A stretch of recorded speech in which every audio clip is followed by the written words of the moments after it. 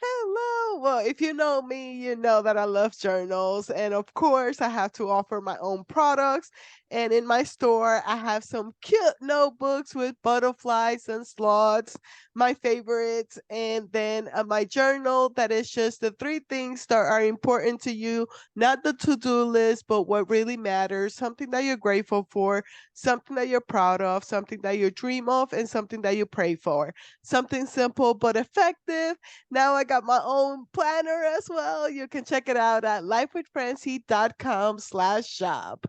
Hello and welcome to Life with Francie podcast, a place where you will find all kinds of conversation like mental health, self-love, self-care, trauma, hobbies, and more. With this podcast, I want to create a place where we support one another in business or personal life. Hope you enjoy this episode. Now, let's get the show started. This conversation was thanks to Podmatch, an amazing community for podcast hosts and podcast guests to make collaborations like this one. Podmatch offers tools and resources to help anybody in the podcasting community. You should check it out. And on today's episode, I have the pleasure to talk to Nick, who is a 3 times best-selling author and was named top motivational speaker of 2022 in Yahoo Finances. He is the speaker, founder, and CEO of Common Goal. Using the STEP system, he is able to lead clients through their trauma. Once they make it through, that is where their limitless potential lies. At 14, Nick suffered a life-threatening snowboarding accident. His parents were told he probably wouldn't walk, talk, or eat on his own again, but he did. He in his talk he shares the same system that helped him run out of the hospital. So I can't wait for this conversation. Hi Nick. Tell what is life with you? Hi, Francie. I'm so excited to be here. So excited for this opportunity. Awesome. So yeah, tell us a little bit about your story. Sure. Yeah. No. It all starts at that fateful day back in 2003. We got dismissed early, which is every kid's dream. Um, you can probably remember that. So we got released a little bit early because we were going to ski club. So we were really excited. My friends and I had brought our snowboard gear onto the bus to get ready so we wouldn't miss a precious moment once we got to the mountain. And we got to the mountain, and when the rest of the class migrated inside to get ready, get all their stuff on, we were already ready. So we headed right for the chairlift. And on the ride up, on the chairlift ride up, it went right over the terrain park where all of the jumps were. And I knew as soon as I saw it that as soon as we went over it, I was like, oh yeah, that's what I'm doing. The biggest jump in the train park. I was Of so excited course. for that. Of course, right? And one thing about that day was very icy because it had been raining. So people were wiping out everywhere. However, it wasn't our first time on snowboards. We were pretty experienced, so paid no attention to it. Got to the top, buckled into my snowboard, took a breath of that crisp winter air, and confidently charged towards that jump with all my speed. And then, Francie, going up to the jump, I caught the edge of my snowboard on the snow going up to the jump, and that kind of threw me off balance. And that was the last thing that I remember. So I have pieced together, based on eyewitness accounts, people that were there, and the doctors and nurses, I mean, doctors and my parents and people like that, what happened that day. So I was forced to go off the jump because I wasn't able to stop because I was traveling at such a high speed. So in the air, I caught the edge, and in the air, I rotated and I landed right on my head. I cleared the landing, landed right on my head. So I later learned that the only protection that my head had was my goggles that I was wearing. And I wore some big goggles with a lot of padding. And I really found that it's actually quite amazing. I don't know about you and your listeners, but I believe everything happens for a reason. So I made the impact. My goggles braced my fall. They were the only thing that did. And then as I continued to roll down the mountain and continued to hit my head, my goggles mysteriously moved with each blow to cushion each blow as I rolled down the mountain. So that was the first thing that I point to, and I have to credit for being here today. The second thing, they wanted to bring a helicopter to the mountain to rush me to the hospital, and they couldn't because it was too windy. So they sent in an ambulance, and out of the entire county, there was only one paramedic who could intubate right on the spot. And I needed that to be able to breathe. He was one of the paramedics that showed up to the mountain that day. And as I said, there are still several things that I can't remember because of my accident. And now I know it's the reason why I'm here today and spreading this message and sharing my story with both people who are going through trauma, help them get through to the other side and thrive with the rest of their lives. So once I got to the hospital, I was resting in a coma in the intensive care unit of the hospital. So at this point, as you can imagine, my parents were the only ones, my immediate family were the only ones that were allowed into my hospital room. And as I lay there, they said I would have been out, just based on the impact alone, I would have been out for 7 to 10 days at a minimum. They had to partially induce me into a coma because they were worried if I already had swelling in my brain, and they were worried that if I woke up, I would panic and worry, who are you people? What am I doing? What are you doing? How did I get here? What happened? And then the swelling in my brain would go up and I would have died. So they had to induce me partially into a coma. So the doctors walked into my room and started to share that news with my parents. And as soon as they started to talk, the doctors started to share it, my mom stopped them and she said, no, not in front of him. Because she understood that even though I was in a coma, I was still taking in information. So she made the doctors step outside. And once they were outside my room, that's where they shared with my parents that he was in a snowboarding accident. He's in a coma. They weren't even sure at this point how long I was going to be out. But he's in a coma, and we're not even sure if he's going to be, even if he does come out of his coma, we're not sure if he's ever going to be able to walk, talk, or eat on his own. And my parents thanked them for the information, and then they went back with supporting me in my recovery and being there for me and everything. And I was in a coma for a total of 3 weeks. However, I really don't remember a month. I really don't remember 4 weeks. So it's interesting that the like the goings on at the hospital. So the part that's interesting is I've seen videos of myself in the ICU with my eyes open. I'm looking at people. I have my eyes open, but I don't remember anything from that consciously. However, I was one of the first times and one of the first places that I spoke was a groundbreaking ceremony at UMass. They were starting breaking ground on a new building, and I was there, and that's one of the first places I spoke. And when I was there, it was 2 years after my accident. I toured the ICU where I was. Again, no conscious memory of it. I was walking around, and I was like, this place looks so familiar. Like the faces of the nurses and the doctors, everything looked so familiar, but I couldn't quite put my finger on it. And that's because I was awake. I was looking around. I wasn't conscious. I was coming off of the medication. So after a month, I was transported to a rehab hospital in Boston. And that's where I began my long journey, my recovery of having to learn how to walk, talk, and eat again. And another memory that sticks out for me, and sticks out very clearly, is I was in a wheelchair. So this was before I could talk. And I overheard I overheard my parents talking to the doctors, and they were saying, all right, what do we need to do to make sure Nick makes a full recovery? And again, I couldn't talk. However, I heard in the back of my head, no, you're going to run out. So then running out of the hospital became our common goal.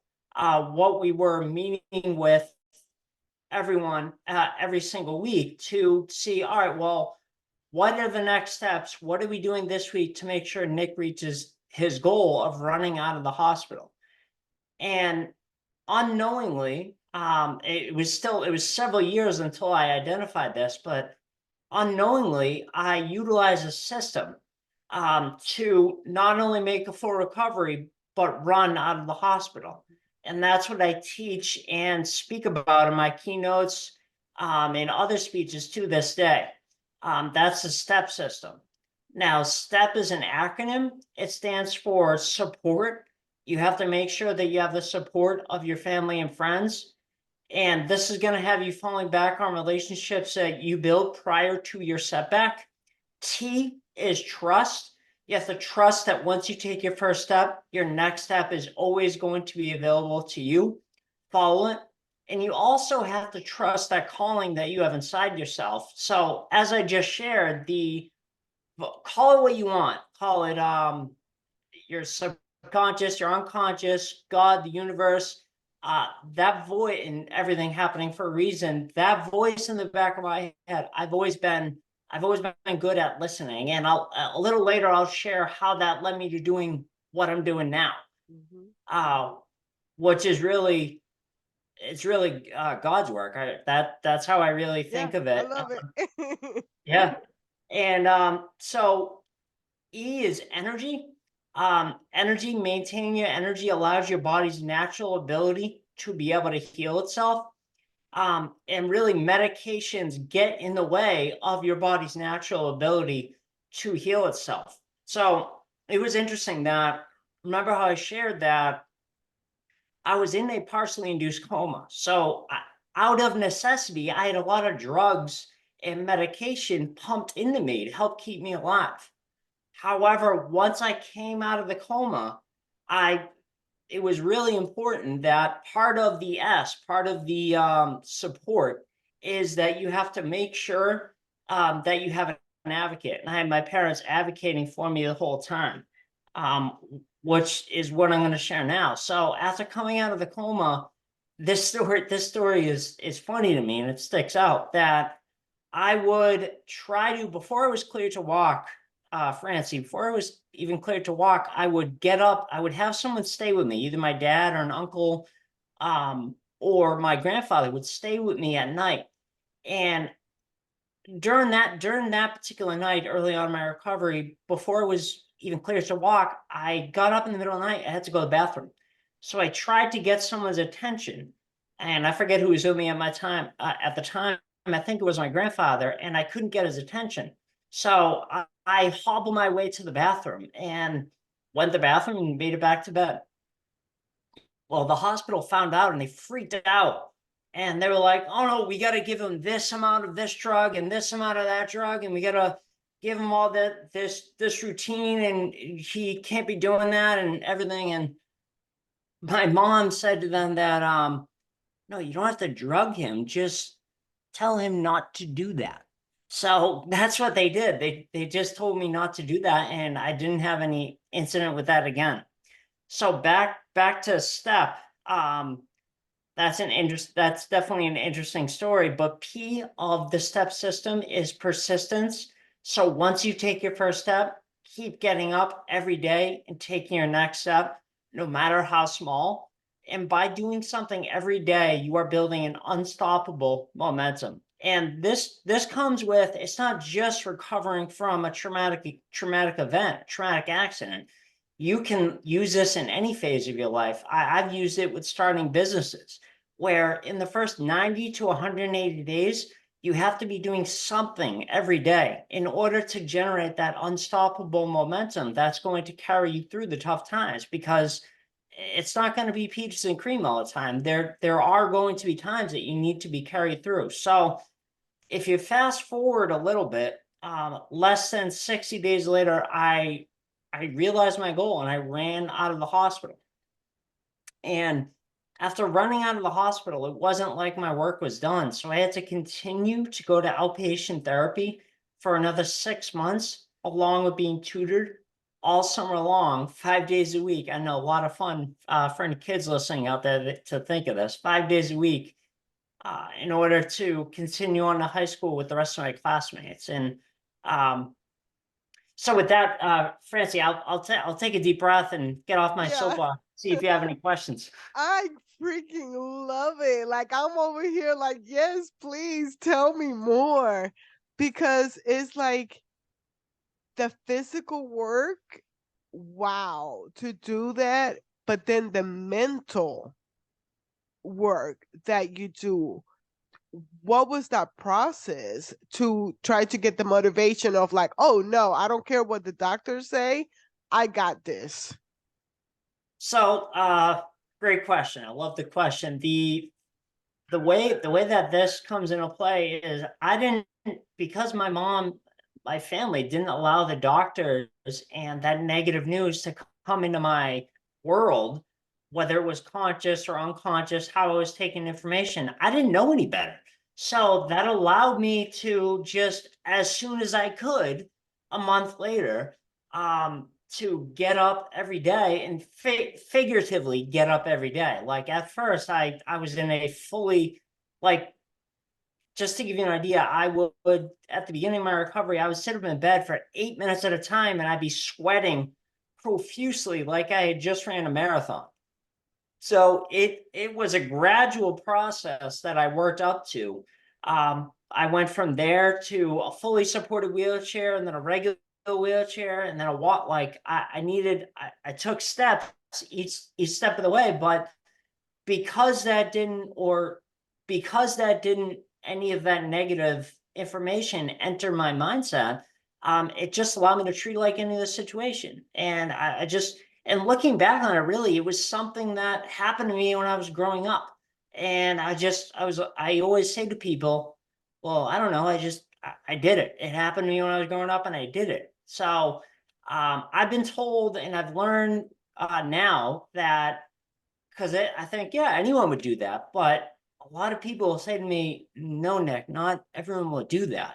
And that doesn't make sense to me, just because it was something I was dealt with. I did the best I could and I got better. So, It's all about perspective, but I love too that your parents allow you to be the kid and then grown-ups were having grown-ups conversation. And I love that because I don't know what that feels like. My both of my parents messed me up, and my mom is almost perfect. But just that alone is like, oh my gosh, I love your mom. Like your mom is amazing for doing that because not a lot of people will think of that, especially because you're in a coma. So it's like, sure. oh, we're just gonna talk about whatever, and your mom is like, oh no, that's not gonna happen. And I love that because of your perspective, your energy. Mm. I'm here for it and I get it because now as a grown up, that's what I'm doing to give myself. Being that grown Yep. up that I wish I had growing up around me. And now that I have 5 bonus kids, I understand that of like let kids be kids, Mhm. and you were struggling with a lot and just having that positive energy. I just had to make a note of it because I don't know what that feels like. I don't have emotionally intelligent parents or adults around me. Oh, well, thank you for saying that. I'm sure your parents are wonderful people. One of them. I'm sure it wasn't conscious of them No, to, no, yeah, I get yeah, it. It's all part of trauma. they probably just didn't know. But Yeah, it's just amazing because that's the kind of parent that I would like to be, yeah, where it's like no negative energy. And I love that's that you right. mentioned that E for the energy because energy is a real thing. Mm. And it's like if somebody comes at me, I could just literally just met you and I'll be like, nope, your energy is off. There's nothing that's going to happen from now on. Like, I'm just going to have this conversation and hope and pray that I never see you again. So it's just energy. It's a pretty and what was the P for? Persistence. Yes, that word. Persistence. And at the end, if I have time here, I mean at the very end, I can give your listeners a way they can download the whole step system for free. That was just like a 10,000 foot view of it. But the story's not done yet. Go So ahead. if you, yeah, if you don't mind, the so I my family was in a real estate business. So after I finished rehab and everything, I went on with high school, and then I graduated from high school. I got my real estate license, started working as a realtor. And then after working for a realtor, successful realtor for helping sellers and buyers, I had the opportunity after 6 years to help my dad with marketing properties that he was getting as an investor. And at first I was like, no, no, no, I got my own thing going on. I'm successful and I'm supporting myself. And he asked me luckily a few times. So then I came around to the idea and I thought, oh, I can do this right alongside being a realtor. I can just market your properties and still help buyers and sellers. Well, over the course of a year, my income shifted where it was almost 100% with him as an investor, because after the buyers responded to the marketing that I was doing, I needed to help with responding to all the buyer inquiries and the buyer calls. So then that's what I did, and I let my real estate license go in January of 2016 to join my dad full time. And then over the course of the next few years, the next several years, I developed a buyer process that we'd like to put all of our buyers through, in order to make sure that they get to the end of their agreement. Because we sell homes on a rent, it's called a rent to own. So they get to the end of their agreement and they're able to be successful and get their own loan. The industry average, uh, maybe 10% of the rent to own buyers that get put into houses actually succeed and get their own loan.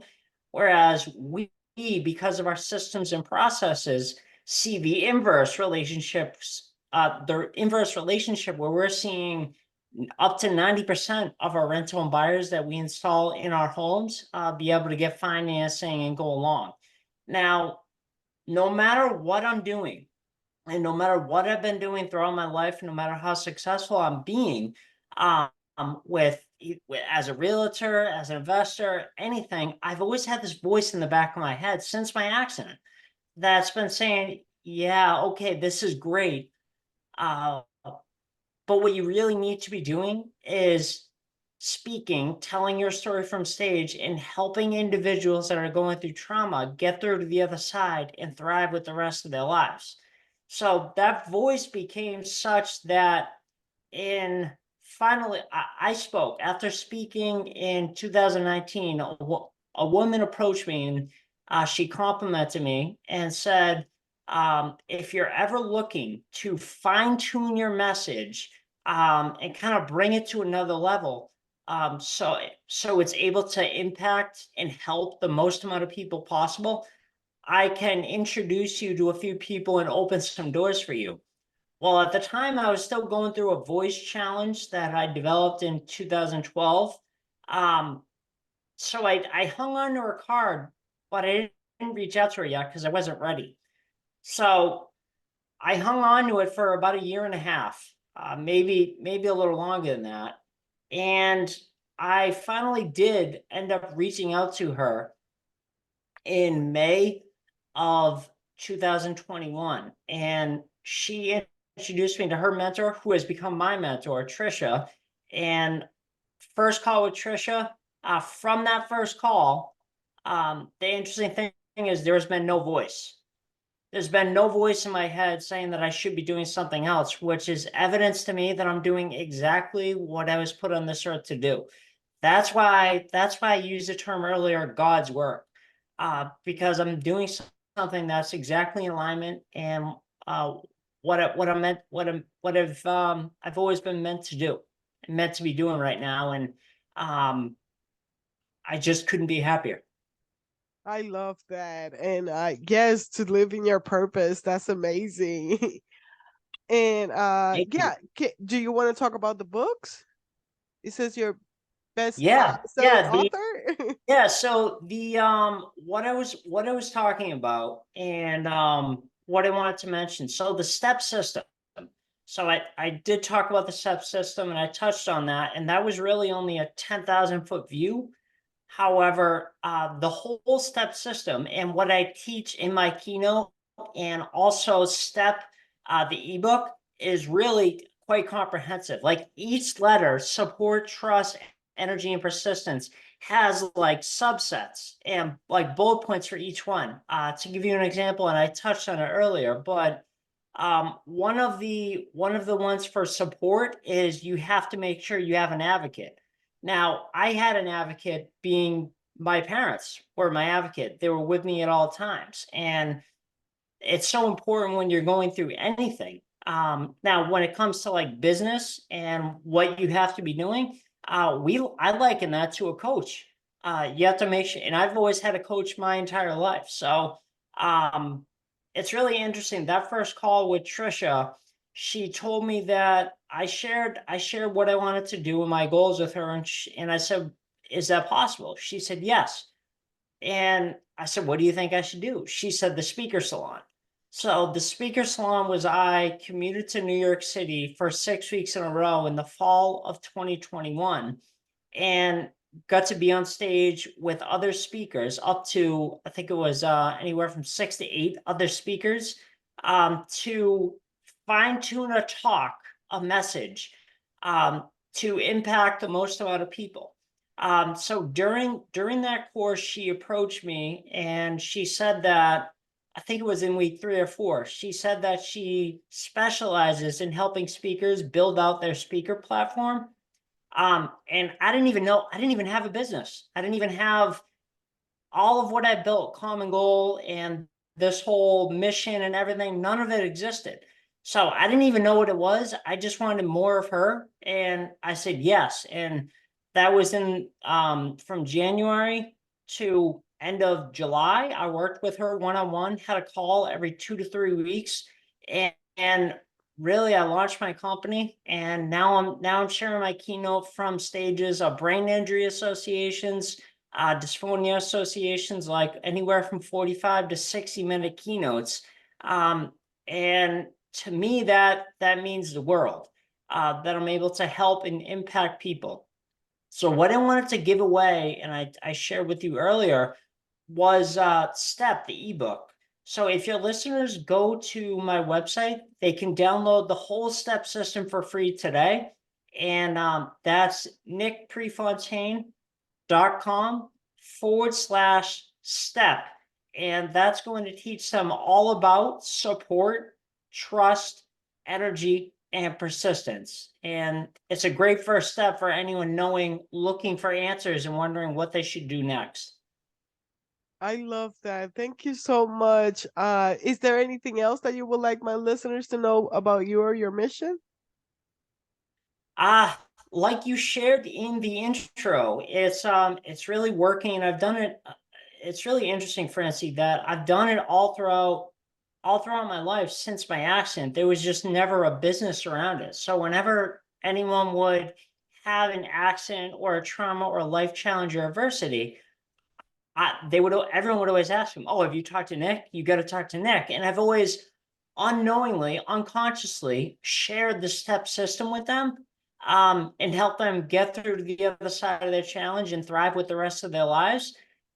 Now I just, with the help of my mentor, launched a business, and I'm able to take that message, share it from stage, um, and help individuals that are going through trauma get through to the other side and thrive with the rest of their lives, which to me means the world. And like I said earlier, it's evidence to me that I'm doing exactly what I was put on this earth to do. I am sure appreciate you being in this world and sharing your mission. You definitely, oh my gosh, I'm going to re listen to this interview. Just thank you so much for coming on my show, sharing your story, and sharing your wisdom. Thank you, and thank you for having me. I accept that, and thank you for having me. I finished the show with what are you grateful for? What am I grateful for? Um, my family. I'm at their house right now up in Vermont, and I'm spending a little bit of time with them, and I'm happy that I'm able to do that. I love that. Well, thank you so much for being here. Thank you for having me, Francie. It was a blast. Yes, sir. I love it. Thank you so much for listening to another episode of Life with Francie podcast. You can find it in all major platforms as well as my YouTube channel. You know the drill. Help this girl out. Like and subscribe. And I will have the information of my guests and the ebook in the description of the episode. Hope you have a blessed day. Bye bye.